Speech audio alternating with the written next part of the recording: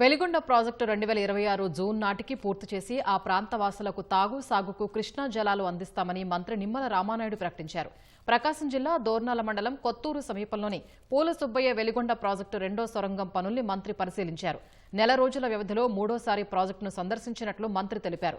వాహనంలో సాహసోపేతంగా టన్నెల్లో 18 కిలోమీటర్ల లోపలికి ప్రయాణించిన నిమ్మల క్లిష్టమైన లైనింగ్ పనుల్ని పరిశీలించారు. అనంతరం పనుల పురోగతిపై ఇరిగేషన్ అధికారులు ఏజెన్సీలతో సమీక్షా సమావేశం నిర్వహించారు.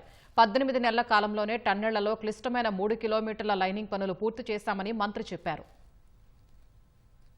ఫ్లోరైడ్ బాధితులున్నటువంటి ప్రకాశం జిల్లాకు న్యాయం చేయాలనేటువంటి ఆలోచనతో చంద్రబాబు నాయుడు గారు 2026 కల్లా వెలుగొండను పూర్తి చేసి కృష్ణా జలాలు యొక్క ప్రకాశం జిల్లాకు తీసుకురావాలనేటువంటి లక్ష్యంకి అనుగుణంగా కూటమి ప్రభుత్వం అధికారంలోకి వచ్చినటువంటి 18 నెలల్లోనే పనుల్ని శరవేగంగా చేస్తూ ఎప్పటికప్పుడు స్వయంగా పర్యవేక్షణ చేస్తూ ఉన్నాం.